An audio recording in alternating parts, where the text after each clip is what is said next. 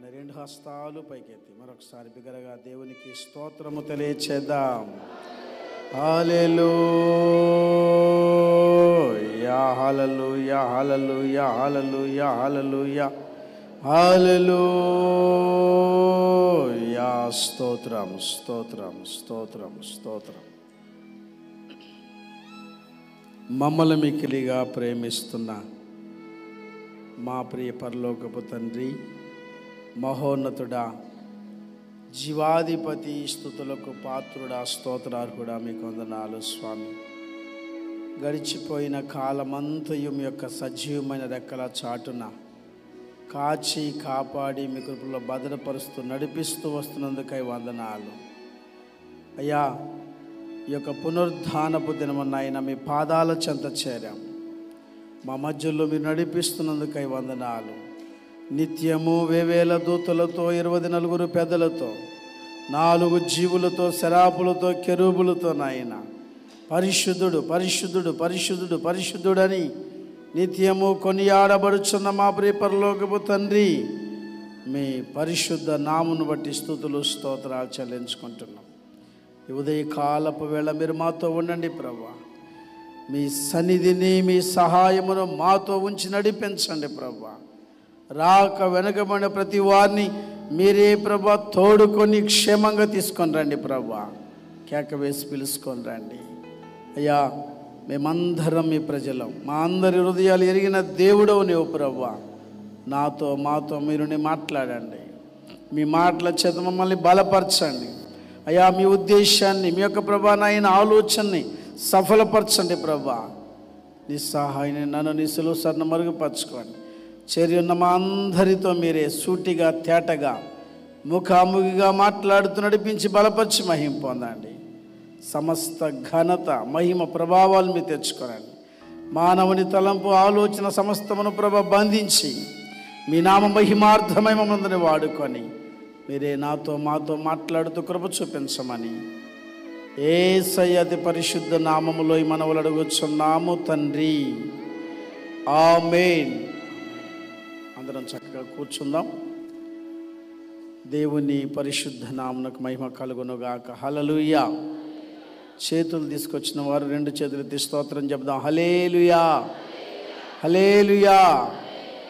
మంచిది. అందరికీ ప్రభువైన యేసుక్రీస్తు నామములో మీ అందరికీ వందనాలు. అందరూ బాగున్నారని తలుస్తున్నాను. దేవుని వాక్యాన్ని కొద్దిసేపు ధ్యానం చేద్దాం. ఈ పూట వాక్య ధ్యాన నిమిత్తమై పరిశుద్ధ గ్రంథంలో నుండి ఒక మాటను చదువుకొని ధ్యానం చేద్దాం. అపోస్తులుడైన పౌలు రోమా సంఘానికి రాసినటువంటి పత్రికలో నుండి దేవుని వాక్యాన్ని ధ్యానం చేద్దాం. రోమీలకు రాసిన పత్రిక 8వ అధ్యాయము 9వ వాక్య భాగాన్ని చదువుకొని ధ్యానం చేద్దాం. దేవుని ఆత్మ మీలో నివసించి ఉన్న ఎడల మీరు ఆత్మ స్వభావము గలవారే గాని శరీర స్వభావము గలవారు కారు. చాలు. ఇక్కడ దైవజనుడు దేవుని సేవకుడైన పౌలు గారు ఒక మాటని జ్ఞాపకం చేస్తూ వస్తున్నారు. ఈ భాగములో మనం చూస్తున్నప్పుడు రోమాలో ఉన్నటువంటి సంఘమునకు పౌలు రాస్తున్నటువంటి మాటల్ని మనం చూస్తూ ఎరుగుతూ ఉన్నాం. రోమా అనేటువంటి మాటకు అర్థం ఏంటంటే దేవుని బలము అని అర్థం. ఏమని అర్థం? దేవుని బలము. మనమందరము ఆయన యొక్క బలాన్ని, ఆయన యొక్క శక్తిని పొందుకొని ఆయన కృపలో వర్ధిల్లాలి అనేది దైవజనుని యొక్క ఉద్దేశమై ఉంది. దేవుని యొక్క సేవకుని ఉద్దేశమై ఉంది. అయితే దేవుని వాక్యములో చూస్తున్నప్పుడు ఇక్కడ రాస్తున్నటువంటి మాట ఏమంటే, ఆ రోమా సంఘములో 2 కార్యాలని పౌలు చూస్తూ వచ్చాడు. మొదటి కార్యం ఏమంటే, దేవుని సన్నిధికి వస్తున్న శరీర కార్యాలు, శరీర క్రియలు ఇంకా కొన్ని దేవునికి వ్యతిరేకంగా జరుగుతూ రావడం, లేక జరుగుతూ రావడం అతడు గమనించాడు. రెండవ విషయం ఏమంటే, చాలామంది ఆధ్యాత్మికంగా ముందుకు వెళుతూ ఉన్నారు. వారి ద్వారా దేవుడు గొప్ప కార్యాలు జరిగిస్తూ వచ్చారు. ఈరోజు మనం గుర్తించాల్సిన విషయం ఏంటంటే, ఆత్మదేవుని కార్యాలు ఆత్మదేవుడు జరిగించుకుంటూ వెళతాడు. అయితే అందుకు శరీరము సహకరించేదిగా, ఆత్మదేవునికి అనుకూలంగా మారేదిగా శరీరమై ఉండాలి. అలా కానప్పుడు ఎంత దేవుని బిడ్డలారా మనం భక్తి చేసేవారమైనా శరీర కార్యాలే ముందుకు వెళతాయి, కానీ ఆత్మ కార్యం అనేది మనలో కానీ మన కుటుంబంలో కానీ సంఘాలలో కూడా జరగదని పౌలు యొక్క ఉద్దేశము. అందుకని ఇక్కడ ఏమని జ్ఞాపకం చేశాడంటే, దేవుని ఆత్మ మీలో నివసించి ఉన్న ఎడల అనే మాటని ప్రత్యేకంగా రాస్తాడు. దేవుని ఆత్మ గలవారమని, ఆ కింది మాటలు ఆత్మ లేనివాడు నావాడు కాడని మనం చదువుతున్నప్పుడు చాలామంది ఏమనుకుంటామంటే, ఆత్మదేవుడు నాతోనే ఉన్నాడు కాబట్టి నేను ఏం చేసినా సరిపోతుంది అని మనలో మనం తృప్తి పడుతూ ఉంటాం. దేవుని సంఘమా, ఈరోజు గుర్తించాల్సిన విషయం ఏంటంటే, దేవుడు ఒక వ్యక్తి ద్వారా ఆత్మకార్యములు జరిగిస్తున్నప్పుడు అవి ఊహించనివిగా ఉంటాయి. మన కంటికి కనబడేవి, చెవికి వినబడేవి, హృదయానికి గోచరమయ్యే కార్యాలు కాదు. అవి చాలా అద్భుతమైన కార్యాలు. కొన్ని మనం తెలుసుకోలేం, ఇంకా కొన్ని మనం ఎరగలేము కూడా. ఎందుకంటే పరిశుద్ధాత్మ దేవుని కార్యాలు అనే రీతులుగా ఉన్నాయి. అయితే ఇక్కడ రెండు భాగాలను చేసి ఆయనే మాట్లాడుతున్నాడు. దేవుని ఆత్మ మీలో నివసించి ఉన్న ఎడల మీరు ఆత్మ స్వభావము గలవారే అనే మాటని జ్ఞాపకం చేశాడు. అంటే దేవుని ఆత్మ మీలో అనే మాటని సంఘానికి గుర్తుగా చూపిస్తూ, ఎవరిలో అయితే దేవుని ఆత్మ పనిచేస్తుందో, లేక తాగిపోతుందో, లేకపోతే ముట్టుకుంటుందో అని రాయలేదు, నివాసము చేస్తుందో అని రాశాడు. నివాసం అంటే కలిసి ఉండడం. దేవుని ఆత్మతో ఒక వ్యక్తి కలిసి ఉండే అనుభవము ఒక ప్రత్యేకమైనదండి. ఎందుకంటే ఎంతమంది ఉన్నారు అన్నది కాదు, ఆత్మదేవుడు ఒక్కడే గనుక ఆయన కార్యము అద్భుతంగా జరగడం ప్రారంభిస్తూ ఉంటుంది. నమ్మిన వారు స్తోత్రం చెబుదాం, హల్లెలూయా. అయితే ఈరోజు ఆత్మదేవుని కంటే ఎక్కువ మానవ స్వభావాలే పనిచేస్తున్నాయి. మానవ శరీర స్వభావాలే ఎక్కువ దేవుని బిడ్డలారా ఆ భక్తి విషయంలో పనిచేస్తున్నాయి. కొన్ని సంఘాలలో కూడా మనుషుల యొక్క ఆత్మశక్తిని బట్టి నడుస్తున్నారు, కానీ దేవుని ఆత్మకు చోటు ఇవ్వడం లేదు. అది పౌలు గారి యొక్క బాధ. అందుకని ఇక్కడ మనం చూసినప్పుడు దేవుని ఆత్మ మీలో నివసిస్తే, నిజంగా నివాసం ఉంటే మీ స్వభావం ఎలా ఉంటుందంటే ఆత్మ స్వభావమై ఉంటుంది. స్వభావము సహజ సిద్ధమైనది. ఎందుకంటే నేను ఒకవేళ సేవకునిగా మీ ముందు దేవుని బిడ్డలారా మరి మంచి మంచి మాటలు క్రొత్తగా మాట్లాడినా తరువాత నా ప్రవర్తన ఏంటి, నా యొక్క ఆలోచన ఏంటి, నా నడవడిక ఏంటి అనేది దేవుని ఆత్మ చూస్తూ ఉంటుంది, లేక దేవుడు చూస్తూ ఉంటాడు. ఎప్పుడు ఒకే రకమైన భక్తిని కొనసాగించే వారి కంటే భక్తులు కనబడినప్పుడు ఒక రకమైన భక్తి, దైవజనులు ఉన్నప్పుడు ఒక రకమైన భక్తి, దైవజనులు లేనప్పుడు ఒక రకమైన భక్తి, అన్నీ అనుకూలంగా ఉంటే ఒక రకమైనటువంటి స్వభావం, ఏమి అనుకూలంగా లేకపోతే మరో రకమైన స్వభావాన్ని కలిగి ఉండడం సహజంగా మానవుని యొక్క నైజం. కానీ ఆత్మదేవుని కలిగిన వారు ఎలా ఉంటారు, వాళ్ళ ద్వారా దేవుడు ఏ కార్యాలు చేస్తాడని మనం బైబిల్లో చూస్తే చాలా విషయాలు ఉన్నాయి. ఈరోజు పరిశుద్ధాత్మ దేవుని స్వభావములోనికి వస్తే మనం ఎలా ఉంటాం, కొన్ని విషయాలని మీకు జ్ఞాపకం చేయాలని సేవకునిగా ఇష్టపడుతున్నాను. నాకు అర్థమైన విషయాన్ని మీకు జ్ఞాపకం చేస్తున్నాను. ఎందుకంటే క్రొత్తగా ఏమీ లేదు. బైబిల్ అంటాడు బోధించబడుతుందే మరలా మరలా, సూర్యుని కింద జరిగిందే జరుగుతుంది. కారణం ఏమంటే మనము మన స్వభావాన్ని విడిచిపెట్టి ఆయన స్వభావంలోనికి మారాలి. మీకు కొంచెం ఉదాహరణ అర్థం కావడం కోసం బైబిల్లో ఉన్న ఒక మాటని మీకు చెప్తాను. బైబిల్లో గొంగళి పురుగు అని ఉంది. ఆ గొంగళి పురుగు భూమి మీద ఏం చేస్తుంది? ప్రాకుతూ ఉంటుంది. అది ఎప్పటికీ కూడా స్పీడ్గా పరిగెత్తుతూనే ఉంటుంది, కానీ ఎగిరే అవకాశం దానికి లేదు. కానీ ఆ గొంగళి పురుగు ఎప్పుడైతే సీతాకోక చిలుకగా మారుతుందో అప్పుడు అది ప్రాకదు. ఏం చేస్తుంది? ఎగరడం ప్రారంభిస్తుంది. ఒక పురుగే 2 రకాల స్వభావాలని కలిగి ఉంది. మనం ఒక్క మనుషుడమే, ఒక్క విధానంలోనే ఉన్నాము. కానీ నేంటను దేవుని ఆత్మ కలిగినప్పుడు మన స్వభావము మారిపోవాలి, మన ఆలోచనలు మారిపోవాలి, మన పద్ధతులు మారిపోవాలి. మన యొక్క ఆలోచనని మారినప్పుడు ఎలా ఉంటామో బైబిల్ నుండి కొన్ని విషయాలు చూద్దాం. మొదటిగా దేవునికి ఉండే స్వభావం ఏంటి? పరిశుద్ధాత్మ దేవునికి ఎలాంటి స్వభావం ఉంటుంది? ఈ రోజుల్లో చాలా రకాల బోధలు మనం వింటున్నాం. బైబిల్లో కొంతమంది విభజించి మాట్లాడే వాళ్ళు ఉంటారు. దేవుని ఆత్మని, నిత్యుడగు ఆత్మని, సత్య స్వరూపియగు ఆత్మని, కృపకు ఆధారమగు ఆత్మని, క్రీస్తు ఆత్మని, ఇలా కొన్ని ఆత్మలు ఎన్నో బైబిల్లో ఉన్నాయి. నేనంటాను ఇవన్నీ ఎన్ని ఉన్నా ఇవన్నీ దేవుని ఆత్మకు లేక పరిశుద్ధాత్మకు కలిగిన నామాలే, కానీ వేరొకటి కాదు. కొంచెం మీరు ఆలోచన చేసినప్పుడు బైబిల్లో కొరంథీయులకు రాసిన మొదటి పత్రిక 3వ అధ్యాయం 16వ వాక్య భాగాన్ని చదువుతున్నప్పుడు పౌలు ఈ మాటలు చెప్తాడు. మీరు దేవుని ఆలయమై ఉన్నారనియు దేవుని ఆత్మ మీలో నివసించుచున్నాడనియు మీరు ఎరుగరా? జాగ్రత్తగా వినాలి. ఈరోజు గుర్తించాల్సిన విషయం ఏంటంటే దేవుని ఆత్మ మీలో నివసించుచున్నాడని మీరు ఎరుగరా అన్నాడు. మనం చదివిన రోమాపత్రికలో కూడా ఆత్మ మీలో నివసించి ఉన్న ఎడల అన్నాడు. తాగిపోయే ఆత్మ కాదండి. ఆ కాసేపు డ్రమ్ము కొట్టినప్పుడు, మ్యూజిక్ వచ్చినప్పుడు ఆ ఉజ్జీవంగా ఊగిపోయేది కాదు ఈ ఆత్మ. ఈ ఆత్మ ఎలాంటిదంటే దీని బిడ్డలారా, నిరంతరం మనలో నివాసము చేస్తుంది. మనతో ఆయనతో మనం కలిసి ఉండేది. అందుకే మీలో దేవుని ఆత్మ నివసిస్తుందని మీరు ఎరుగరా అని మొదటి ప్రశ్న వేశాడు. తర్వాత హెబ్రీ పత్రిక 9:14 మనం చదువుతున్నప్పుడు అక్కడ రాస్తాడు నిత్యుడగు ఆత్మ అని ఉంటుంది. చదవండి దీని యొక్క వాక్యములో. హెబ్రీ పత్రిక 9వ అధ్యాయం 9వ అధ్యాయం 14వ వాక్యం చదవండి.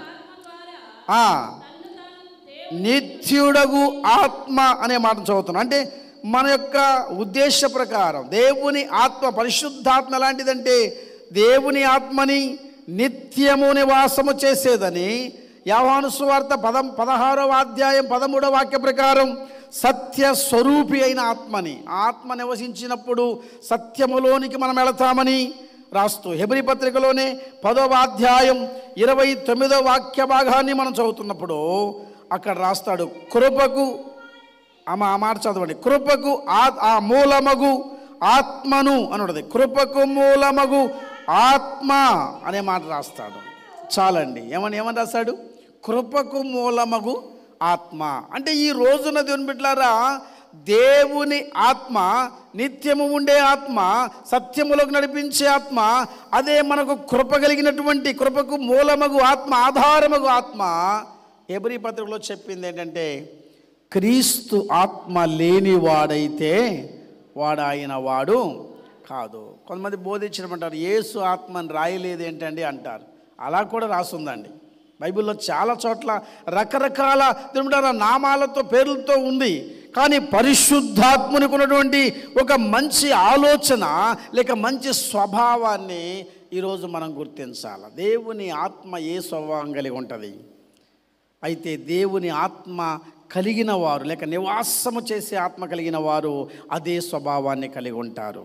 మనం మొదటిగా చూసినప్పుడు దేవుని యొక్క వాక్యంలో ఆయన స్వభావాలలో కొన్ని గుణాలు ఉన్నాయి. దేవుని ఆత్మ స్వభావాలు ఏమున్నాయి? కొన్ని గుణాలు ఉన్నాయి. వాటిని మీకు జ్ఞాపకం చేస్తాను. మొదటిగా రోమీలకు రాసిన పత్రికలోనే మనం చదువుతున్నప్పుడు 8వ అధ్యాయం చూడండి. రోమీలకు రాసిన పత్రిక 8వ అధ్యాయం 27వ వాక్య భాగాన్ని మనం చదువుకుందాం.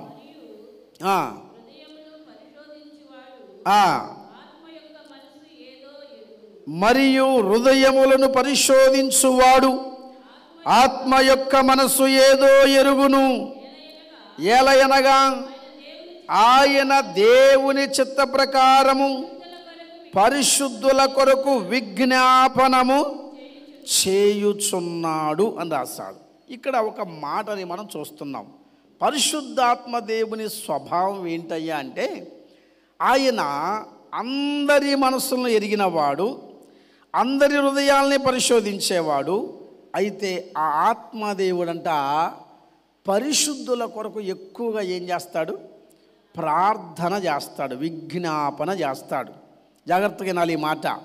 దేవుని ఆత్మ ఎవరి కొరకు ప్రార్థన చేస్తుంది అమ్మా? ఎవరి కొరకు? అందరి కొరకు కాదు. బైబిల్లో ఒక పాయింట్ మనం చదువుతున్నప్పుడు ఏముందంటే పరిశుద్ధుల కొరకు. అంటే ఎవరైతే పరిశుద్ధతలోనికి మార్చబడాలనుకున్నారో దేవుడు వారి కొరకు ఈ ఆత్మ ఏం చేస్తుందంటే నిరంతరము మొరపెడుతుందంట. మనం బలహీనులమని ఎరిగి, ప్రార్థన చేయలేని వారమని ఎరిగి దేవుని ఆత్మే మూలుగులతో మొరపెడుతుంది అని రాస్తాడు. కొంచెం జాగ్రత్తగా ఆలకించినప్పుడు అది దేవుని ఆత్మ స్వభావంలో ప్రార్థన చేస్తుంది, లేక ప్రార్థన చేస్తున్నాడు ఆత్మదేవుడు. మనం చదువుతున్న ఈ వాక్యాన్ని మరి మనం ఏం చేస్తామంటే మనం కూడా ప్రార్థనే చేస్తాం. మన ప్రార్థనకి దేవుని యొక్క స్వభావంతో దేవుని ఆత్మ చేసే ప్రార్థనకి తేడా ఉంది. ఏంటంటే అసలు ఆయన మనసు ఎలాంటిదంటే నిరంతరం మన కోసం మొరపెడతాడంట. స్తోత్రం చెబుదాం. ఎప్పుడు? నిరంతరం అంటే ఎల్లప్పుడూ. మనం కాసేపు కూసేపు ప్రార్థన చేస్తాం. మన ప్రార్థన ఎలా ఉంటుందంటే బైబిల్ ప్రకారం, అంటే మానవ స్వభావంతో చేసే ప్రార్థనకి ఆత్మతో చేసే ప్రార్థనకి తేడా ఉంది. ఆత్మతో చేసే ప్రార్థనకి నడిపింపు ఉంది. ఆత్మతో చేసే ప్రార్థనకి టైం లేదు. ఆత్మతో చేసే ప్రార్థనకి ఆర్భాటముతో దేవుని బిడ్డలారా ప్రార్థన చేయగలుగుతారు. ఆత్మతో చేసే ప్రార్థన ఎలా ఉంటుందంటే కొన్ని అద్భుతమైన కార్యాలు చూసేదాకా ఆ యొక్క దేవుని బిడ్డలారా ప్రార్థన ముగింపులోనికి రాలేరు. కానీ శరీర సంబంధంగా చేసే ప్రార్థన ఎలా ఉంటుందంటే పెదవులతో మనసుతో కాకుండా మామూలుగా ప్రార్థన, అప్పుడప్పుడు ప్రార్థనలోనే ఒక కన్ను తెరిచి ఏమండి మధ్యలో తినబెట్టారా లేచిపోయేటువంటి అనుభవం. కొద్దిగా ఆ ప్రార్థన అనుభవం ఎలా ఉంటుందంటే నాకు తెలుసులే నేను ప్రార్థన చేసుకోవాలని, ఎప్పుడు చేయాలో ఎలా చేయాలని చెప్పిన బైబిలు దేవుని బిడ్డలారా దేవుని వాక్యానికి కాకుండా మన స్వతహాగా మనం ఏం చేస్తామంటే ప్రార్థన చేసుకుంటాం. బైబిల్లో ఏమని ప్రార్థన చేయమన్నాడు? ఎవరి కొరకు ప్రార్థన చేయమన్నాడు? పరిశుద్ధాత్మ దేవుడు రాయించిన మాట చదివితే తిమోతిలకు రాసినటువంటి మొదటి పత్రికలో మనం చూద్దాం. 2వ అధ్యాయం, తిమోతిలకు రాసిన పత్రిక మొదటి పత్రిక 2వ అధ్యాయం మొదటి నుండి కొన్ని మాటలు చదువుదాం.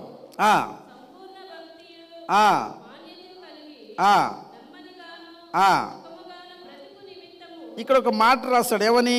మనము సంపూర్ణ భక్తియు మాన్యతయు కలిగి నెమ్మదిగాను సుఖముగాను బ్రతుకు నిమిత్తము అన్నిటికంటే ముఖ్యముగా మనుషులందరి కొరకును, రాజుల కొరకును, అధికారులందరి కొరకును విజ్ఞాపనములను, ప్రార్థనలను, యాచనలను, కృతజ్ఞతాస్తుతులను చేయవలెనని హెచ్చరిక చేస్తున్నానన్నాడు. ఏం చేయాలంట ప్రార్థన? మనం చదువుతున్నోళ్ళు చెవులతో వింటున్నోళ్ళు గ్రహించాలా. మనుషులందరి కొరకు అన్నాడు. మన కొరకని ఎక్కడ రాశాడు? ఇక్కడ ఏమండి మన ప్రార్థన ఎవరి కోసం చేసుకుంటాం? ఫస్ట్ ఆఫ్ ఆల్ మనం చేసేది ఏంటంటే మన కోసమే. ఇది మానవ స్వభావం. అయ్యా నన్ను దీవించు, నా పిల్లల్ని దీవించు, నా కుటుంబాన్ని దీవించు, మా బంధువుల్ని దీవించు, వెనకున్నోడు దీవించు, ముందున్నోడు దీవించు, హాయిలాండ్లో ఉన్నోడు దీవించు, థాయిలాండ్లో ఉన్నోడు దీవించని మొత్తం మీద మొదలు పెడతాను. అంటాను మనకిష్టమైన వారి కొరకు చేస్తాం మనం ప్రార్థన. కానీ పరిశుద్ధాత్మని స్వభావం లేక ఆయనకున్న మనసు ఏమంటే మన ప్రార్థన ఎలా ఉండాలో తెలుసా? పరిశుద్ధులందరి కొరకు. ఒక్క పరిశుద్ధుడు పరిశుద్ధంగా ఉంటే అనేక మందిని పరిశుద్ధంగా మార్చగలుగుతాడు. ఒక పరిశుద్ధురాలు కుటుంబంలో ఉంటే ఆ కుటుంబంలో ఉన్న మలినమంతటిని తొలగించి పరిశుద్ధతగా మార్చగలిగిద్ది. అదే స్వభావం దేవుని బిడ్డలారా పరిశుద్ధతలోకి లేకుండా అపరిశుద్ధతలోకి వెళితే, శరీర స్వభావంలోకి వెళితే, శరీర ఆలోచనలోకి వెళితే ఒక్క వ్యక్తి పాడైపోతే అందరినీ పాడు చేయడం ప్రారంభిస్తారు. మీకు తెలుసా? ఒకప్పుడు దేవుని బిడ్డలారా మందిరానికి వచ్చేవాళ్ళు ఆదివారం అంటే భయముతో వచ్చేవాళ్ళు. దైవజనులు అపోస్తులు పెద్దయ్య గారు ఉన్నప్పుడు ప్రార్థనకు వస్తే నా చిన్నతనంలో ఉదయం 9-9:30 గంటలకు వస్తే వెళ్ళేసరికల్లా సాయంత్రం 5 అయిపోయేది. కానీ ఇప్పుడు ఏ స్వభావం పనిచేస్తుందో తెలుసా? చర్చికి రాకముందే కొంతమంది ఆప్షన్ చెప్తారు. ఏమన్నా తెలుసా? ఓ సహోదరుడు, అయ్యా ప్రార్థనకు వస్తాం కానీ 11 గంటలకు విడిచిపెడతానని మాట ఇవ్వాలి మీరు. ఎందుకని? ప్రార్థనకు వచ్చేదే 10:30కి, అర్ధ గంట కంటే ఎక్కువ నేను ప్రార్థన చేయలేను. మానవ స్వభావంతో ప్రార్థన తగ్గిపోయింది. మానవ స్వభావంతో దేవుని బిడ్డలారా మనుషులు నడవడం వల్ల ఆత్మ కార్యములను చూడలేక అనేకులు బలహీనులుగా మారిపోతున్నారు. అందుకే ఈరోజు వాక్యం ఏముంటుందంటే, నీ ప్రార్థన ఎలా ఉండాలంటే అందరి కొరకు ప్రార్థన అయి ఉండాలి. ప్రార్థనలో రకాలు ఉన్నాయి. ఓ దైవజనుడు చక్కని పాటను రాశాడండి. అందులో 7 వచనాలు ఉంటాయి, 7 చరణాలు ఉంటాయి. అందులో ఒక్కొక్క పాట అని చెప్తూ ఉంటాడు. చిన్న పాత పాట, మనకు అందరికి వచ్చిన పాట పాడదాం. నేను అంటాను బిడ్డారా, అది ఎలాంటిదంటే చాలా చిన్న పాఠం.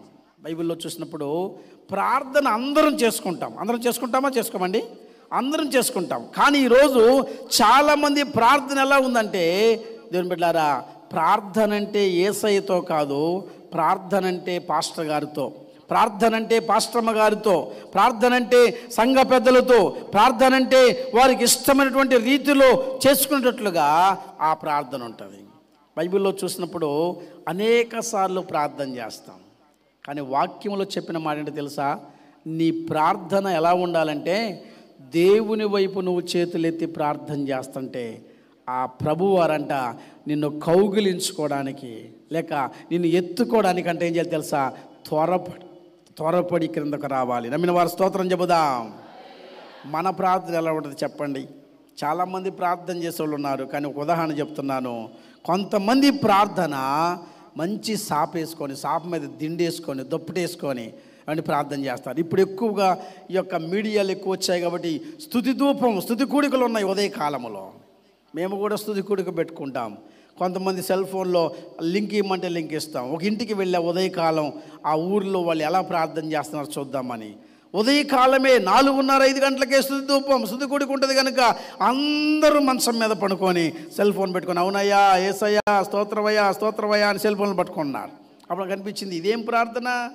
తెల్లవారుజాము లేచి ప్రార్థన చేయమంటే మోకరించకుండా అందరూ పనుకొని స్తోత్రమయ్యా, స్తోత్రమయ్య అంటే ఆ ప్రార్థనలో ఏమైనా ప్రయోజనం ఉందా అంటే అది ప్రార్థన సరి అయింది కాదు. అందుకే యేసయ్య ఎంతసేపు పిలిచినా వాళ్ళ దగ్గరికి రావట్లేదు.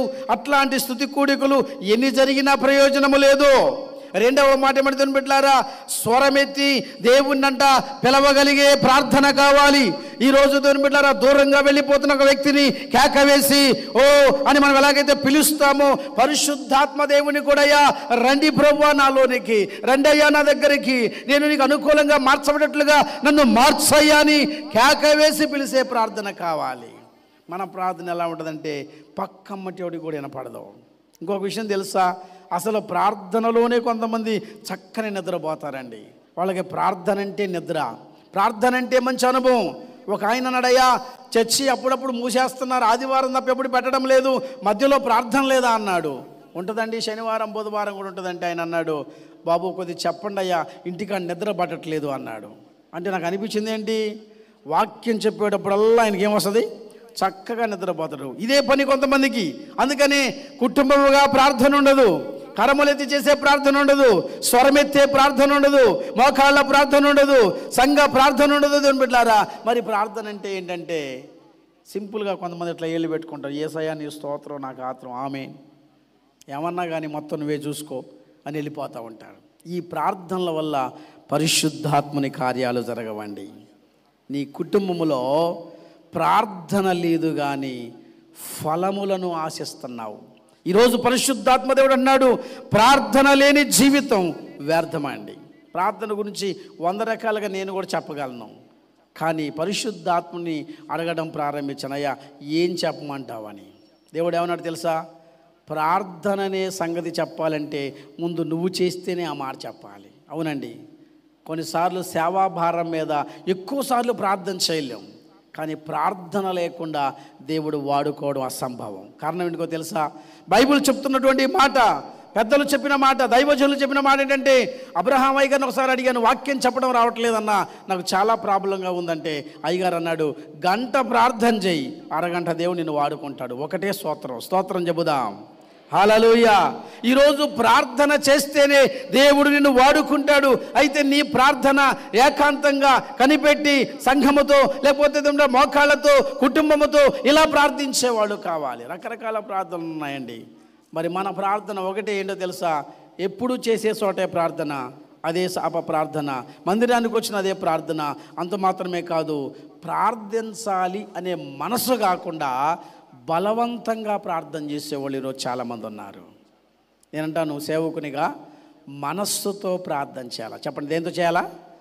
మనస్సు అంగీకరిస్తే ఆ ప్రార్థనకి ముగింపు లేదు. మనస్సు అంగీకరిస్తే ఆ ప్రార్థన ఎలా ఉంటుందంటే అనేక అంశాలు జ్ఞాపకం వస్తాయి. ప్రార్థన ఎలా ఉంటుందంటే అనేక సంగతులను దేవుని పాదాల చెంత పెడతాం. మరి మానవ స్వభావం ఎలాంటిదంటే, ఈ తిమోతి పత్రికలో పౌలు రాసినట్టుగా, అయ్యా మాకు మంచి భక్తి కావాలి, నెమ్మది కావాలి, సుఖం కావాలి, అన్నీ కావాలి, కానీ ప్రార్థన మాత్రం మాకు వద్దయ్యా. పరిశుద్ధాత్మ శక్తిని పొందలేని వాళ్ళు ఇట్లాంటి ప్రార్థనా బలహీనతలు కలిగి ఉంటారు. మనం రెండవ విషయాన్ని మనం చూసినప్పుడు, మరి ఆత్మదేవుని స్వభావం మొదటిది ఏంటంటే, ఎప్పుడు ప్రార్థన చేస్తారు, మనసుతో ప్రార్థన చేస్తారు మన కోసం. ఆయనకి ప్రార్థించే మనసు ఉంది. ఒక రకంగా చెప్పాలి అంటే, కొంతమంది అంటారు, ఏదైనా పని చేయాలంటే, బ్రదర్ పలానా పని మొదలు పెడదాం, పలానా చోటుకి వెళదాం, పలానా దేవుని కార్యం చేద్దాం అంటే ఏమంటారు తెలుసా? అన్నా నాకెందుకో మనసు లేదన్నా. ఏమి లేదు చెప్పాలి, ఏమి లేదు, మనసు లేదు. మనసు ఉంటేనే మార్గం అండి. మనసు లేనిది ప్రార్థన లేదు, మనసు లేనిది పరిశుద్ధత లేదు, మనసులో లేనిది ఇంటిలో లేదు, మనసులో లేనిది మందిరములోనికి రాదు. మనసులో ఉంటేనే. పరిశుద్ధాత్మ దేవుని స్వభావాల్లో మొదటిది ఏమంటే, ఆయన గుణం మన కొరకు నిరంతరము ప్రార్థించాలనే మనసు ఆయనకుందండి. అందుకే పరిశుద్ధులుగా మార్చాయని పరిశుద్ధుల కొరకు మనం, అంటే పరిశుద్ధులకు రావాలని మనం, పౌలు దేవుని బిడ్డ ఆత్మ ఏం చేస్తుందంటే నిరంతరం మొరపెడుతూ ఉంటుంది. అందుకే అక్కడ రాస్తాడు, మన బలహీనతలు ఎరిగిన ఆత్మ మూలుగులతో ప్రార్థన చేస్తున్నాడని. మనమైతే ఏమండి సింపుల్గా ప్రార్థన చేస్తాం. చెప్పా కదా, చాలా తేలికైన ప్రార్థనలు. రెండవ విషయం ఏంటంటే, ఆత్మదేవుడంట అన్నిటినీ పరిశోధిస్తాడంట, అన్నిటిని పరిశీలిస్తాడు. అంటే అన్ని రకాలుగా, అన్ని కోణాల్లో చూస్తాడు. ఉదాహరణకి మనం ఏదైనా ఒక వస్తువు కొనుక్కోవడానికి మార్కెట్కి వెళ్ళామనుకోండి, ఒకవైపే మనం చూస్తాం. ఒక్కొక్కసారి కొంతమంది తిప్పినట్లుగా కనపడ్డా అన్ని వైపులో చూడలేరు, ఒకవైపే చూస్తారు. కానీ పరిశుద్ధాత్మదేవుడు మనల్ని అరికాలు మొదలుకొని నడినెత్తి వరకు పరిశీలన చేయగలడు. నమ్మిన వారు స్తోత్రం చెబుదాం. ఎంత పరిశీలన చేస్తాడు అంటే, ఆయన చేసే పరిశీలన ముందు మనం ఎవ్వరం కూడా తట్టుకోలేమండి. ఎందుకో తెలుసా? అంత బాగా పరీక్ష చేస్తాడు. ఆత్మ నివసిస్తుంది నాలో అనుకునే వారికి ఈ మాట చెప్తున్నాను. నిజంగా దేవుని ఆత్మ మనలో నివసిస్తే, వాక్య ప్రకారం దేవుని బిడ్డలారా, మన యొక్క ఈ జీవితంలో, ఈ లోకములో దేని మీద మనసు ఉండదండి, దేని మీద మనసు ఉండదు. మన మనసంతా దేని మీద ఉండదంటే ఆత్మదేవునితోనే. ఆత్మదేవునితోనే సహవాసం, ఆత్మదేవునితోనే ప్రార్థన, ఆత్మదేవునితోనే మన కార్యాలు చుట్టం. ఆయనే మనకు స్నేహితుడు, ఆయనే మనకు అన్న, ఆయనే మనకి తమ్ముడు, ఆయనే మనకి తండ్రి, ఆయనే మనకు సమస్తము. కనుక మన మనసంతా ఆయన మీద నిండుకొని ఉంటుంది. ఈరోజు దేవుని ఆత్మ మీద మనసు లేదు. చాలామంది లోకంలో వాటిని పరిశీలించే వాళ్ళు ఉన్నారు, లోకంలో వాటిని తెలుసుకునే వాళ్ళు ఉన్నారు, లోకంలో వాటిని కోరుకునే వాళ్ళు ఉన్నారు. కానీ కొంతమంది అంటారు, అయ్యా ఆత్మదేవుని వరాలు కావాలండి మాకు. ఆ వరాలు మాకు ఎలా వస్తాయి? చూడండి, బైబిల్లో కొరంథీయులకు రాసిన మొదటి పత్రిక మనం చూసినప్పుడు 2వ అధ్యాయములో పౌలు అనేక సంగతులు చెప్తాడు. మనం ఎప్పుడు వింటున్న మాటలే, కానీ ప్రభు నాకు ఇచ్చిన కృపను బట్టి మీకు ఒక మాట చెప్తాను. కొరంథీయులకు రాసిన మొదటి పత్రిక 2వ అధ్యాయం చూద్దాం. దీని యొక్క వాక్యంలో 9వ వాక్యం నుండి చదవండి. ఇందును గూర్చి దేవుడు తన్ను ప్రేమించు వారి కొరకు ఏవి సిద్ధపరిచెనో అవి కంటికి కనబడలేదు, చెవికి వినబడలేదు, మనుష్య హృదయమునకు గోచరము కాలేదు అని వ్రాయబడి ఉన్నది. మనకైతే దేవుడు వాటిని తన ఆత్మ వలన బయలుపరిచి ఉన్నాడు. స్తోత్రం చెబుదాం. ఏమంటే దేవుడు అంట కొంతమందికి ఏం చేస్తాడు, కొన్నిటిని బయలుపరుస్తాడు. బయలుపరచడం అంటే ఏంటి? తెలియజేయడం. ఎలా తెలుస్తాయంటే ఈజీగా అర్థమైపోద్దండి. కొన్నిసార్లు కొంతమందిని గురించి మనకు తెలియదండి. ఆ విషయాలు చెప్తున్నప్పుడు ఆశ్చర్యం కలుగుతూ ఉంటాయి. నేను ఇక్కడ మరి ట్రైనర్గా ఉన్నప్పుడు కొంతకాలం ఇక్కడ నివాసం చేస్తున్నప్పుడు చాలామంది కాంపౌండ్కి వస్తూ వెళుతూ ఉంటారు. ఒక్కొక్కసారి అమ్మగారు అప్పుడు క్రిందనే కదా డ్రిల్లో కూర్చోండి, ఆ పెద్దమ్మగారు చూస్తూ, అయ్యా నాయనా అదిగో పలానా ఆవిడ వస్తుంది, ఆవిడకు ఒక కుర్చీ వేయి, కొద్దిసేపు ఆవిడ మాట్లాడి వెళ్ళిపోద్ది అని చెప్పేవాళ్ళు.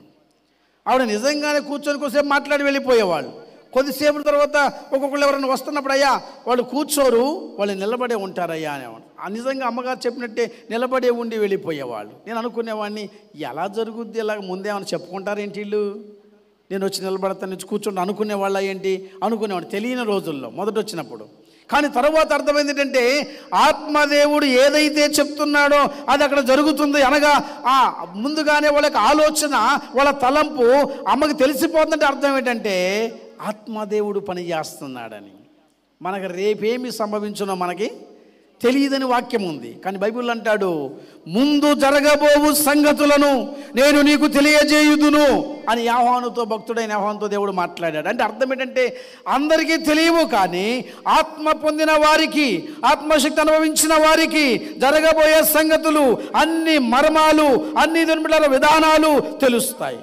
అయితే అక్కడ ఒక మాట అంటాడు 11వ వచనంలో 2:11లో, ఒక మనుష్యుని సంగతులు అతనిలో ఉన్న మనుష్యాత్మకే గాని మనుషులలో మరి ఎవరికి తెలియను, అలాగే దేవుని సంగతులు దేవుని ఆత్మకే గాని మరి ఎవరికి కూడా తెలియవు. దేవుని ఆత్మ నీలో ఉంటే ఆ ఆత్మ దేవుడిని నడిపిస్తాడు. ఒక రకంగా చెప్పాలంటే మనము ఎలాంటి వాళ్ళమంటే మంచి బల్బులు లాంటి వాళ్ళమండి, మంచి ఫ్యాన్ లాంటి వాళ్ళం, మంచి టీవీ లాంటి వాళ్ళం. అనగా ఎందుకు చెప్పినవంటే ఇవన్నీ కరెంటుతోనే నడుస్తాయి.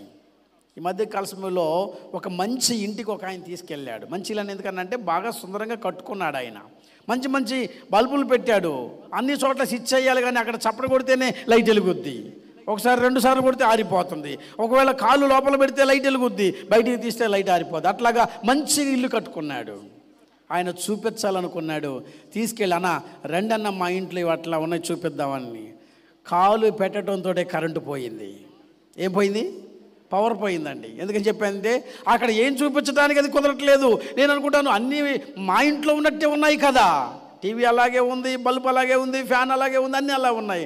ఆయన బాగా ఫీల్ అయిపోయి అన్నాడు, అన్న నేను మీకు ఏదో చూపిద్దాం అనుకున్నా, అనవసరంగా పవర్ పోయిందన్న అన్నాడు. నేను కొంచెం ఆయన బాధపడుతుంటే, పర్లేదు బ్రదర్ ఈసారి చూస్తాను అన్నాను. అప్పుడు నాకు ఆత్మదేవుడు ఏం చెప్తే తెలుసా, ఆత్మ లేనివాడు కూడా ఇంతే, ఆత్మ లేనివాడు కూడా ఇంతే. మంచి బలుబే, మంచి పవరే, మంచి ఉద్దేశం ఉంది దానిలో. ఏమండి కొంతమంది విచిత్రంగా ఉంటారు. ఒక ఇంటికి వెళితే అన్నీ తయారు చేసి పెట్టుకున్నాడు ఆయన. తమ్ముడు ఎక్కడ ట్యాపు తిప్పితే అక్కడ నీళ్ళు వస్తాయి తమ్ముడు అని చెప్పాడు, కానీ ట్యాంకీ లేదు, దానికి ఏం లేదండి, పైన ట్యాంక్ లేదు. ఇదేంటండి అంటే మర్చిపోయాను కట్టలేదండి అన్నాడు. అంటే తరువాత కట్టాలి దాన్ని. అప్పుడు అనిపించింది ఇల్లు ఉంది కానీ ట్యాంక్ లేదు, బల్బులు ఉన్నాయి కానీ పవర్ లేదు. అలాగే దేవుని యొక్క శక్తి మన దగ్గర ఉందనుకొని అందరం ఏం కలిగి ఉన్నామంటే బైబుళ్ళు, మంచి మంచి బైబుళ్ళు ఉన్నాయి మన కాడ, ఉన్నాయా లేవా? మంచి మంచి బైబుళ్ళు ఉన్నాయండి, మంచి మంచి సాపలు ఉన్నాయి, మంచి మంచి ఇళ్ళు ఉన్నాయి, మంచి మంచి వాక్యాలు, ఇంటి నిండా వాక్యాలు ఎదిగించుకున్నాం. కానీ ఏమి లేదు లోపల ఏమి లేదు, ఆత్మ నివాసము లేదు. ఆత్మ నివాసమున్న వానికి ఈ లోకంలో ఏమి అక్కరలేదు. అందుకే ఇవన్నీ పరిశీలన చేస్తే అసలు నన్ను దేవుడు అంగీకరిస్తాడా, నేను ఆయనకి ఇష్టంగా ఉన్నానా, ఏదైనా ఆయనకి తేడాగా కనబడుతున్నానా, ఇలాంటి ఆలోచనలన్నీ మనకు వస్తూ ఉంటాయి. ఆశించే వ్యక్తిని బట్టి దుర్మిట్లారా అవతల వ్యక్తి పరిశీలనలో ఉంటాడు. ఎలా ఉంటుంది అని. ఒక రోజున యాకోబు అనే దైవజనుడు ఉన్నాడు. ఆయనకి సహోదరుడుగా ఏశావు ఉన్నాడు. ఎంత వేటకి వెళ్ళిన వాడు, ఏదేదో తెచ్చుకుందాం అనుకునేవాడు. ఆ రోజు ఏమీ దొరకలేదు. ఏశావు వచ్చి యాకోబుని అడిగాడు, అబ్బాయి ఏదో వండుతున్నావు కదా, ఎర్రెర్రగా కనబడుతుంది, కొంచెం నాకు పెట్టు అన్నాడంట. ఎలా కనపడుతుందంట? బైబిల్లో రాస్తాడు స్పష్టంగా, ఎర్ర ఎర్రగా అనే మాట రాస్తాడు. ఆదికాండం 25వ అధ్యాయం 29 నుండి చదవండి. ఆదికాండం 25వ అధ్యాయం 29వ వాక్యం చదువుదాం. కలగూర వంటకము వండుకొనుచుండగా ఏశావు అలసిన వాడై పొలములో నుండి వచ్చి, నేను అలసి ఉన్నాను, ఆ ఎర్ర ఎర్రగానున్న దానిలో కొంచెము దయచేసి నాకు పెట్టుమని. అక్కడ ఆగండి. ఏం కనపడుతుందంటే ఆయనకి కర్రీ అనలా, ఏమండి, లేకపోతే ఇంకేదో భోజనం అనలా. అక్కడ అంటాడు ఎర్ర ఎర్రగా కనపడుతుంది. ఈరోజు చాలామందికి లోకంలో కూడా ఏం కనపడుతుందో తెలుసా? చాలామంది కనబడే విషయం చెబుతున్నాయండి. ఎట్లాగైనా మనం ఉండని, కానీ ఆశించేది ఎలా ఉంటుందంటే, ఈ మధ్య ఒక అబ్బాయికి పెళ్లి సంబంధం చూడటానికి పోతే ఆ అబ్బాయి ఎలా ఉంటాడంటే, నల్ల చింతపండు ఉంటుంది కండి, బొగ్గు ఉంటుంది కదా, ఆ టైపులో ఉంటాడు, అంత అందగాడు. కానీ ఏం కోరుతున్నాడు తెలుసా? అన్నా ఎర్రగా ఉండాలన్నా అన్నాడు. ఈ మాట గుర్తొచ్చింది నాకు. లోకములో ఉండే అందమైన వాటిని, లోకములో ఉండే సౌందర్యమైన వాటిని, లోకములో ఉండే మంచి వాటిని ఆశించి కావాలని కోరుకునే ప్రజలు ఉన్నారు. ఏశావు అలాంటి వాడే. యాకోబు ఇయడానికి ఇష్టపడలేదు. నేను అంటాను, యాకోబు మానవ స్వభావంలో ఉన్నాడు గనక ఒక మాట అడిగాడు, ఇగో ఇది మొత్తం నీకు ఇస్తా, కానీ నీ జ్యేష్ఠత్వం అని నాకు ఇచ్చేయాలి. ఈయన ఒక్కటే దెబ్బకి అంతా కోరుకుంటున్నాడు. ఆయన ఒకటి అడుగుతున్నాడు, ఈయన అంతా అడుగుతున్నాడు. మన స్వభావాలు కూడా ఎలా ఉంటాయంటే, మానవ స్వభావం, ప్రభువా ఒక్క ఆదివారం ప్రార్థనకు వస్తా, ఈ వారం అంతా కాసి కాపాడి నీ కృపలో భద్రపరిచి మేలులతో నింపి ఆశీర్వాదాలతో నింపి, అబ్బా ఎన్నో, ఒక్కటి కాదండి, ఎన్ని కోరుకుంటారు కొంతమంది. నాకు అనిపిస్తుంది అప్పుడప్పుడు ప్రార్థన చేసేది కొంచెమే.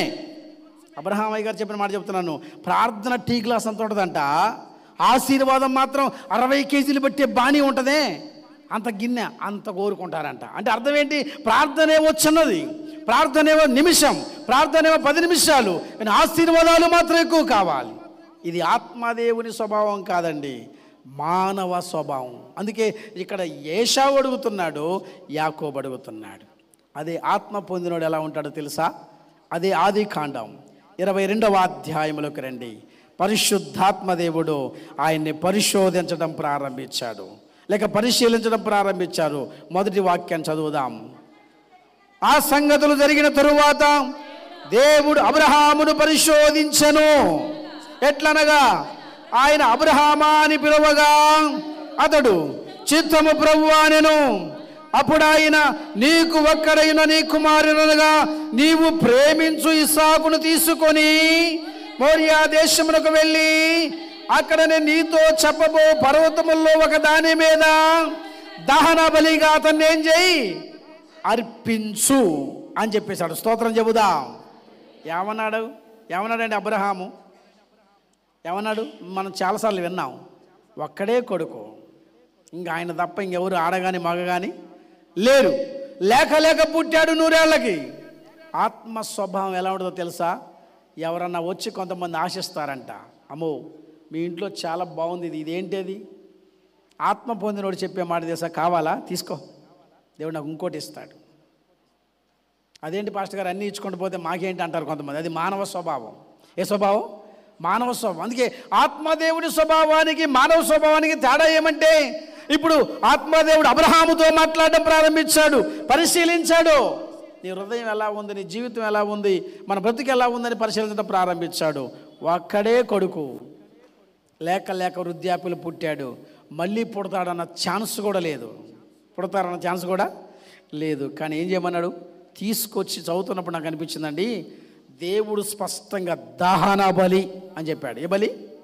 బైబిల్లో దహన బలి గురించి చదువుతున్నప్పుడు ఉంటుంది. ఏమండి, లేవియాకాండ 1వ అధ్యాయంలో చెప్తాడు, ఆశ్చర్యంగా ఉంటుంది ఆ మాటలు. వధించి చంపేసి ముక్కలుగా చేసి అని అట్లాంటివి ఉంటామండి. ఆ మాటలు చదువుతున్నప్పుడు నాకు అనిపించింది ఏంటంటే, ఒక్కడే కొడుకుని తీసుకొచ్చి ఇలా దహించమంటే, లోకంలో ఉన్నవాళ్ళు లేకపోతే మనల్ని అడిగితే మనం ఏం చేస్తామండి? నేనంటాను, వామ్మో లేక ఒక్కొడుకు పిల్ల పుడితే ఈ పిల్లగాని ఈ పిల్లని ఏం చేయమన్నావు, అది ఈ బాబుని ఏం చేయమన్నావు, ఈ కుమార్తెను ఏం చేయమన్నావు, చంపమన్నావు, ఇదేం దేవుడయ్యా, మాకు ఈ దేవుడు అక్కర్లేదు అంటారు. కానీ ఆయన స్వభావం ఏంటో తెలుసా? మనము మన సొత్తు కాదు, మనము మన సొంతంగా రాలేదు, దేవుడు పంపిస్తే వచ్చాం కనుక. ఆయన స్వభావం ఎలాంటిదంటే అన్నిటినీ పరిశీలిస్తున్నాడు. కాబట్టి అబ్రహామును కూడా దేవుడు ఏం చేశాడు? పరిశీలించాడు, పరిశోధించాడు. మరి దేవుని మందిరానికి వచ్చినప్పుడు మనం కూడా ఏం చేయాలి తెలుసా? మానవ స్వభావంతో ఆలోచన చేయకుండా మనల్ని మనం ఏం చేయాలంటే పరిశీలన చేసుకోవాలి. ఎలా చేసుకుంటాం పరిశీలన? కొన్నిసార్లు వాక్యంలో రాస్తుంటాడు, కొరంథీయులకు రాసినటువంటి పత్రికలు అంటాడు, మీరు ఆయన దగ్గరకు చేరినప్పుడు మిమ్మును మీరు పరీక్షించుకున్న ఎడల అని రాస్తాడు. అంటే మనల్ని మనం ఏం చేయాలంట? చూసుకోవాలి, పరీక్ష చేసుకోవాలి. అసలు నేను తగిన వ్యక్తినేనా ఆత్మదేవునికి? ఆయన ఎక్కడ, నా జీవితం ఎక్కడ? దేవుని ఆత్మ మీద ఇప్పుడు ఈరోజు చాలామంది ఆధారపడేవారిగా లేరు. నేను కొన్నిసార్లు వింటున్నప్పుడు కొన్ని మాటలు ఆశ్చర్యాన్ని కలిగిస్తాయండి. ఇందాక నేను వచ్చేసరికల్లా ఫెయిత్ అయ్య గారు వాక్యం చెప్తున్నాడు, ప్రభువా మాట్లాడయ్యా, నాతో కూడా మాట్లాడయ్యా అని ప్రార్థనతో చేసుకుంటూ వస్తుంటే ఒక మాట చెప్తాను తెలుసా? ఎవరి మీద ఆధారపడ్డ వాళ్ళు కొంతకాలమే, దేవుని మీద ఆధారపడితే ఆయన నిత్యుడగు తండ్రి. స్తోత్రం చెబుదాం.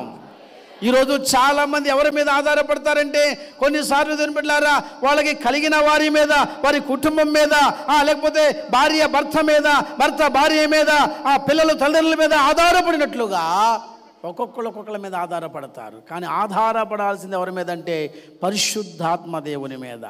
ఇప్పుడు అబ్రహాము గారు ఎందుకు విశ్వాసులకు తండ్రి అయ్యాడంటే, నేనంటాను ఆయన నీ కొడుకుని ఇమ్మన్నప్పుడు చిత్తం అన్నాడు, బయలుదేరాడు. ఇదే మాటలు ఒకవేళ అబ్రహాముతో కూడా, అబ్బాయి నువ్వు వెళ్ళు ఆ మోరియా పర్వతాల్లో నేను చంపేద్దాం అనుకుంటున్నాను, అక్కడ నువ్వు వెళితే నేను చంపేస్తాను, దహన బలిగా నేను తీసుకుంటానని ఒకవేళ అబ్రహాముతో అన్న సంతోషంగా ఏం చేస్తాడు? వెళ్ళిపోతాడండి. ఆయన స్వభావం అది. ఎందుకంటే ఆత్మదేవుని స్వభావం అది. ఈరోజు చాలామంది దేవుని ఆత్మ స్వభావంలోనికి రావడం లేదు, మనుష్యుల స్వభావంలోనే ఉన్నారు. ఎలాంటి స్వభావాలు ఉంటాయంటే కొంతమందికి, మూడవ మాట చెప్తాను, దేవుని చిత్తం అండి అంటారు చాలామంది. విన్నారు ఎప్పుడైనా ఈ మాటలు? ఏమాట? ఏం జరిగినా దేవుని చిత్తం అండి అంటారు. అంటారు చిత్తం అంటే ఏంటంటే జరగాల్సింది జరిగినప్పుడు, ఇష్టమైనది జరిగినప్పుడు దాన్ని చిత్తం అన్నారు.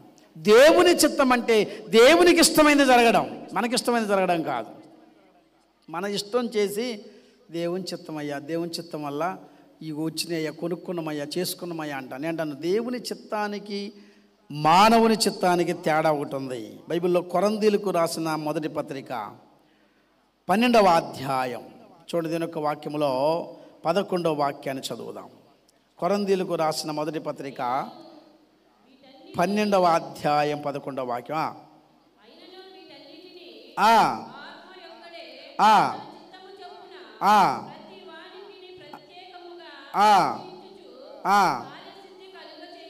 ఇక్కడ ఒక మాట రాస్తాడు, ఏమనంటే ఆ ఆత్మ ఒక్కడే తన చిత్తము చొప్పున ప్రతివానికి ప్రత్యేకముగా పంచి ఇచ్చుచు కార్యసిద్ధి కలగజేస్తాడు. ఆత్మదేవుడు తన చిత్తము చొప్పున ఇస్తాడంట. ఏంటిది ఇచ్చేది? ఇక్కడ కృపావరాల గురించి చెప్తున్నాడు.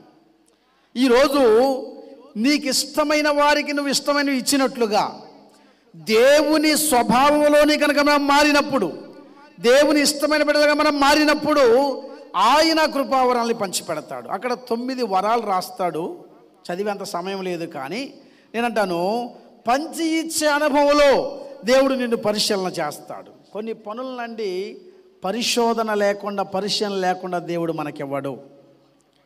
నా జీవితంలో జరిగిన ఒక సంఘటన చెప్తాను. ఆధ్యాత్మికంగా ఏంటంటే, నేను 2001వ సంవత్సరంలో ఇక్కడికి వచ్చాను, జగయ్యపేట కాంపౌండ్లోకి. 2005 సంవత్సరంలో ఒక నెలలో క్రింద ఉన్నప్పుడు మందిరం ఉన్నప్పుడు స్టేజీ ఉండేది. ఇలాగే ఆ స్టేజీ తుడవాలి, ప్రతిరోజు తుడిచేవాళ్ళు. అయితే ఎన్నోసార్లు నాకు తుడవాలని ఆశ ఉండేది. కానీ నేను ఎట్లా ఉండేవాడిని అంటే ఎప్పుడు మురికితో ఉండేవాడిని. కాబట్టి ఆ స్టేజ్ ఎక్కడానికి అంత అనుమతి ఉండేది కాదు నాకు. బకెట్ నీళ్లు తీసుకొచ్చి అక్కడ పెడితే వేరే అన్నయ్యోళ్ళు తుడుస్తారు, నువ్వు నీళ్లు తీసుకొచ్చి పెట్టని అయ్యగారు చెప్పేవాడు. ఎందుకో ఒకసారి ప్రార్థన చేసుకున్నాను, ప్రభువా ఒకసారన్నా స్టేజ్ ఎక్కి తుడిచే భాగ్యం అన్నా ఇయ్యా అని ప్రార్థన చేసుకున్నాను. ఒకే ఒకసారి 2005లో ఎక్కి మళ్ళీ 2015 దాకా స్టేజ్ ఎక్కడానికి కుదరలేదండి. ఎందుకు కుదరలేదంటే బకెట్లు 2 తెచ్చాను, బాగానే తుడిచాను, అంతా సంతోషంగా ఉంది. శుభ్రం చేసిన తర్వాత ప్రార్థన సమయం, ఇక అయ్యగారు వచ్చి ప్రార్థన చేస్తారు. మొదటి ప్రార్థన చేసి పాట పాడతారు, దేవుడి స్తుతి అనే పాట. ఆ సంతోషాన్ని ఆపట్టుకోలేక అమ్మయ్య వీళ్ళు తుడిచాను స్టేజ్ అని ఎనికి జరగబోయే బకెట్ తగిలే, నీళ్ళన్నీ మళ్ళీ పోయినాయి, మురికి నీళ్ళు. అప్పుడు ఆ స్టేజ్ ముందు నుంచి కారుకుంటూ వెళ్ళిపోయింది. అయ్యగారు కోపంగా పిలిచాను, అబ్బాయి రా అని పిలిచారు. అయ్యా అన్నాను. మళ్ళీ ఎప్పుడు చెప్పేదాకా స్టేజ్ ఎక్కబాక అన్నాడు. చాలా ఏడ్చా, బాధపడ్డా. లేక వచ్చిన ఒక అవకాశం స్టేజ్ ఎక్కితే అప్పుడే వాక్యం చెప్పడానికి ఎక్కలా, లేకపోతే పాట పాడటానికి ఎక్కలా. చాలామంది మీరు నన్ను చూస్తుంటారు, ఎక్కడ కూడా స్టేజ్ మీద పాటలు పాడటానికో ప్రార్థన చేయడానికి నేను పిలిచేవాళ్ళు కాదు. ఎందుకంటే అప్పుడు నా స్వభావం మంచిది కాదని నాకు అర్థమైపోయింది.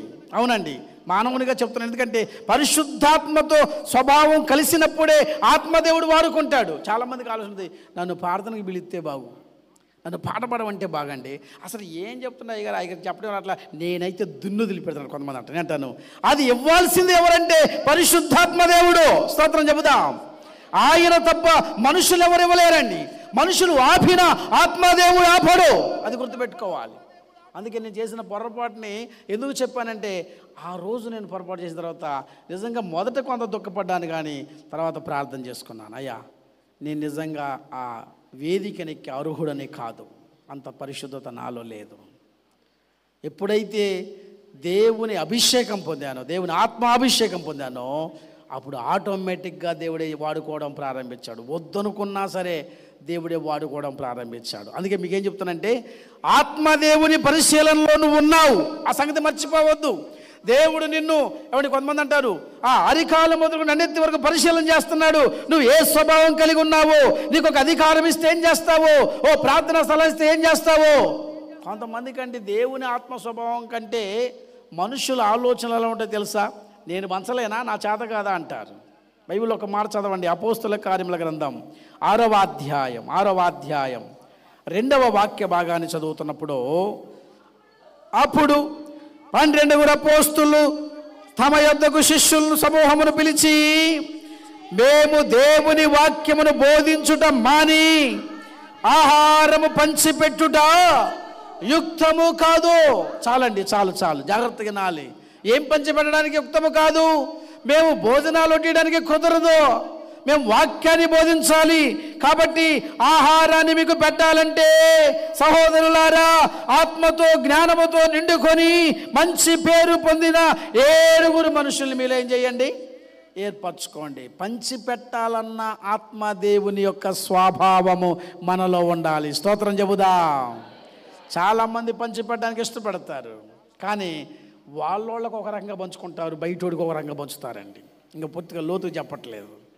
మనోళ్ళు ఉన్నప్పుడు కొంతమంది అంటుంటారు, మీటింగుల్లో అప్పుడప్పుడు వడ్డిచ్చే వాళ్ళు చూస్తూ ఉంటాం. ఒక ఆవిడ అంటుంది, 11వ లైన్లో మనోళ్ళు కూర్చున్నారు, అడుగుపోదాం. ఈ 2వ లైన్ 3వ లైన్ వద్దు, ఏ లైను 11వ లైన్కి పోదాం, ఎందుకంటే మనోళ్ళు కూర్చున్నారు అక్కడ, మనం వాళ్ళకు వడ్డించాలి. ఇది పరిశుద్ధాత్మని స్వభావం కాదు, మానవ స్వభావం. ఎవరైనా సరే, ఎలాంటి వాళ్ళైనా సరే పంచేవాడు ఏ భేదము లేకుండా దేవుని ఆత్మ పంచమన్నట్లుగా పంచాలి. అందుకే వాక్యం చెబుతుంది ఏంటంటే, నువ్వు ఏది పంచడానికి దేవుడు నిన్ను ఎన్నుకుంటున్నాడో, ఏ పని చేయడానికి నిన్ను పరిశీలనలో పెట్టాడో, ఎలా వాడుకోవాలనుకుంటున్నాడో ఆ స్వభావంలోనికి నువ్వు మార్చబడాలి తప్ప ఇంకా మానవ స్వభావంలో ఏం చేయకూడదు, రాకూడదు. మానవ స్వభావంలో గల నువ్వు ఉంటే ఆత్మదేవుని నివాసం నీలో లేదు. ఆత్మదేవుడు నీలో ఉంటే మానవ స్వభావం నీలో ఉండదండి. అందుకే ఆహారం పంచిపెట్టడానికి కుదరదు అన్నాడు. ఎక్కడ చేస్తున్నారు వీళ్ళు పని అంటే, ఆ పంచిపెట్టే విధానం.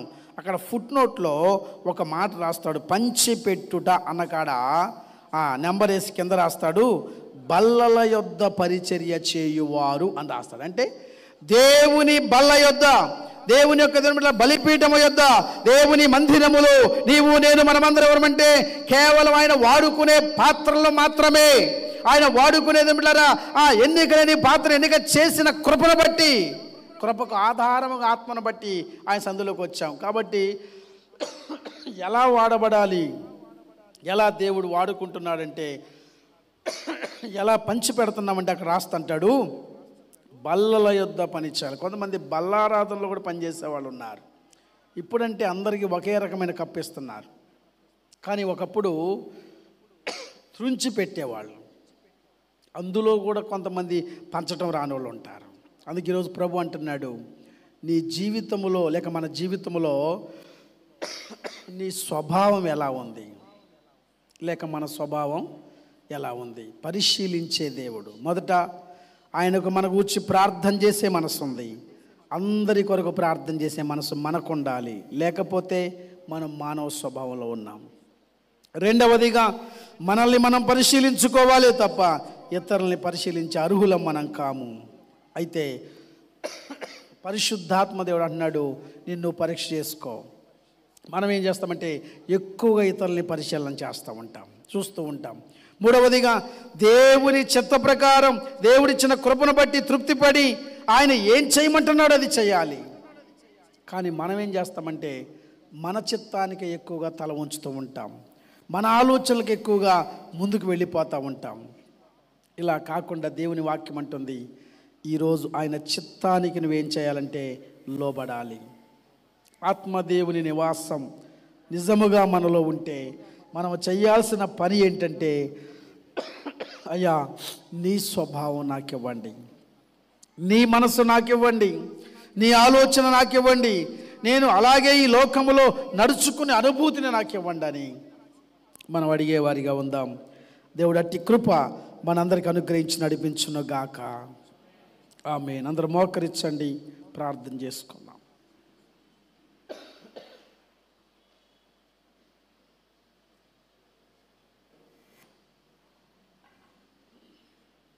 ప్రార్థన చేసుకుందాం. అవును, ఎక్కువసేపు ప్రార్థించమంటుంది దేవుని ఆత్మ స్వభావం. కొద్దిసేపు సాల్లే అని సర్దుబాటు కలిగి ఉంటుంది మన యొక్క మానవ స్వభావం, శరీర స్వభావం. ఈరోజు ప్రభు ప్రశ్నిస్తున్నాడు, నీ స్వభావము ఏమిటి? ఆత్మ స్వభావములోనికి నువ్వు వస్తున్నావా, లేక శరీర సంబంధమైన మానవ స్వభావంలో నువ్వు ఉంటున్నావా? ఒకసారి గ్రహిద్దాం, ఆలోచన చేద్దాం. నిజమే ప్రభువా, ప్రార్థన లేదు కానీ ఫలములు ఎన్నో ఆశిస్తూ వస్తున్నాను. ఫలములు కావాలనే మనసుంది కానీ దానికి తగిన ప్రార్థన అనుభూతి లేదు. పరిశుద్ధాత్ముడా, నీవు నాలో నివసిస్తున్నావనే భ్రమలో ఉన్నాను, కానీ నా యొద్ద నుండి వెళ్ళిపోయావనే ఆలోచనలో నేను ఉండలేదు. అవును, ఆత్మదేవుని నివాసము నీలో ఉంటే ఆయన నిన్ను చూసినప్పుడు ఖచ్చితంగా ఆయన నిన్ను ఎరుగుతాడు. మనుషులు గుర్తించకపోవచ్చు కానీ నిన్ను దేవాది దేవుడు గుర్తిస్తాడు. ఒకసారి గ్రహిద్దాం, నువ్వేం చేస్తున్నా ఆయన చూస్తూనే ఉంటాడు. పరిశుద్ధాత్మ దేవుడు చూస్తున్న దేవుడు. అయ్యా, ఆనాడు నాయనా అనేక మంది భక్తులతో నువ్వు మాట్లాడిన దేవుడవు. ఈరోజు నాయనా సంఘముతో మాతో మాట్లాడుతున్న దేవుడవు. సంఘములతో ఆత్మ చెప్పుచున్న మాట చెవి గలవాడు వినుడుగా కాని మీ వాక్యములు సెలవిస్తున్నావు. నిజమే ప్రభువా, నా స్వభావం మారడం లేదేమో, ఎన్నిసార్లు నువ్వు గద్దించినా నా స్వభావం మారడం లేదేమో. నన్ను క్షమించయ్యా, నన్ను క్షమించయ్యా అని మనసారా ఆయన వైపు చూద్దాం. మనసారా ఆయన వైపు చూద్దాం. ఆయన చూస్తున్న దేవుడు. తండ్రి, నన్ను చూడయ్యా, చూస్తున్న దేవుడు అయ్యా అని మనసారా సదిలో చేరదాం. నన్ను చూచువాడా,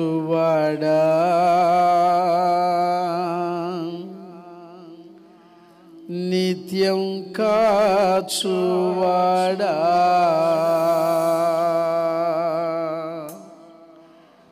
నన్ను చూచువాడా,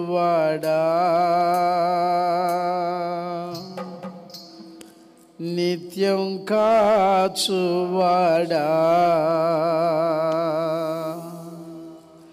పరిశోధించి తెలుసుకున్నావు, చుట్టూ నన్ను ఆవరించావు, పరిశోధించి తెలుసుకున్నావు. చుట్టూ నన్ను ఆవరించావు, కూర్చుండుట నే లేచియుండుట బాగుగా ఎరిగియున్నావు. కూర్చుండుట నే వేచియుండుట బాగుగా ఎరిగియున్నావు. చూచువాడా నిత్యం కాచువాడా, నన్ను చూచువాడా నిత్యం కాచువాడా.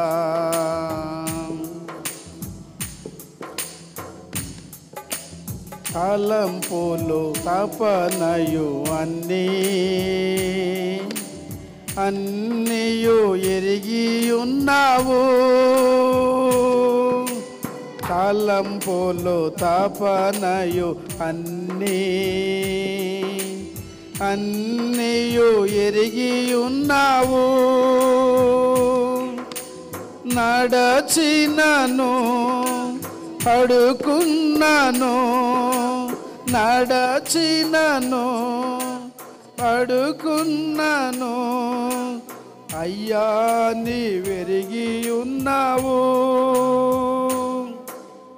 ధన్యవాదం యేసు రాజా, ధన్యవాదం యేసు రాజా. నన్ను చూచువాడా నిత్యం కాచువాడా, నన్ను చూచువాడా నిత్యం కాచువాడా. పరిశోధించి తెలుసుకున్నావు, చుట్టూ నన్ను ఆవరించావు. పరిశోధించి తెలుసుకున్నావు, చుట్టూ నన్ను ఆవరించావు. కూర్చుండుట నే లేచియుండుట, కూర్చుండుట నే లేచియుండుట బాగుగా ఎరిగియున్నావు, బాగుగా ఎరిగియున్నావు. ధన్యవాదం యేసు రాజా, ధన్యవాదం యేసు రాజా, ధన్యవాదం యేసు రాజా, ధన్యవాదం యేసు రాజా. మనము ఏం చేస్తున్నా పరిశుద్ధాత్మ దేవునికి తెలుస్తుంది. మళ్ళీ పరిశీలించే దేవుడు గనక మనసారి అడుగుదాం, అయ్యా నా స్వభావమును ఎరిగిన దేవుడవు నాయన. అయ్యా నేను ఎన్నోసార్లు నీ స్వభావంలోనికి మార్చబడలేకపోయాను, నన్ను క్షమించండి. పరిశుద్ధాత్ముడా, ఈరోజు నీవు నాతో మాట్లాడుతున్నట్లుగా శరీర సంబంధమైన స్వభావం విడిచిపెట్టిన ఆయన ఆత్మయున్న దేవా, నీలో నేను నాలో నీవు నివసించే రీతిగా అట్టి స్థితిలోనికి మార్చబడుదునుగాక. మీ స్వభావం మాలోనికి తీసుకొని రండి అయ్యా. అవునయ్యా, ఎన్నోసార్లు పరిశుద్ధాత్ముడా నేను దుఃఖపెట్టాను, నీకు వ్యతిరేకమైన స్వభావాన్ని కలిగి ఉన్నాను, నీ ఉద్దేశానికి వ్యతిరేకమైన అనుభూతిలోకి నేను నడుచుకున్నానయ్యా, నన్ను క్షమించండి. ఇది మొదలుకొని ప్రభువా నీకు ఇష్టమైన బిడగా మనుషుల స్వభావం, మానవ స్వభావ ఆలోచన బట్టి కాక పరిశుద్ధాత్మ తండ్రి మీ స్వభావములోనికి నేను నడుచున్నట్లు కృప చూపించండి. అలా నన్ను మార్చుకోండి, మలుచుకోండి అంటూ ప్రార్థిద్దాం. ఎవరు నోరు మూసుకొని ఉండవద్దు, ప్రతి వారు నోరు తెద్దాం. పరిశుద్ధాత్ముడా, నేను నా వ్యక్తిగతంగా నడుస్తున్నాను, ఇంతకాలం నా ఆలోచన బట్టి ఒకళ్ళు నడుస్తున్నానేమో, నా పద్ధతిని బట్టే నా ఇష్టమైనట్లుగా నడుస్తున్నానేమో. నీ స్వభావము చేత నింపబడాలయ్యా. నీకు ఇష్టమైన వ్యక్తిగా నేను మార్చబడాలి. అప్పుడే నీ రాజ్య వారసురాలుగా మార్చబడతాను. కృప చూపించయ్యా. నన్ను చూస్తున్న దేవుడు అని ఈరోజు నీవు నాతో మాట్లాడుతున్న దేవుడు. అవునయ్యా, కనికరించండి, కృప చూపించండి, సహాయము దయచేయండి, మహిమ పొందండి. ఎత్తబడిన మాటలన్నీ నా హృదయాల్లో ఫలింపు దయచేయండి. నూరంతలుగా వాటిని ముద్రింపచేసి మీ ఇష్టానుసారం బిడ్డలుగా మమ్మల్ని మార్చి మీ కృపలో భద్రపరిచి సహాయము దయచేయమని, ఈ మాటలు మా అందరి వినికిల్లో భద్రపరచమని, నజరేయుడును మా కొరకు రక్తము కార్చిన యేసయ్య అతి పరిశుద్ధ నామములో మనవులు అడుగుచున్నాము తండ్రి. ఆమేన్.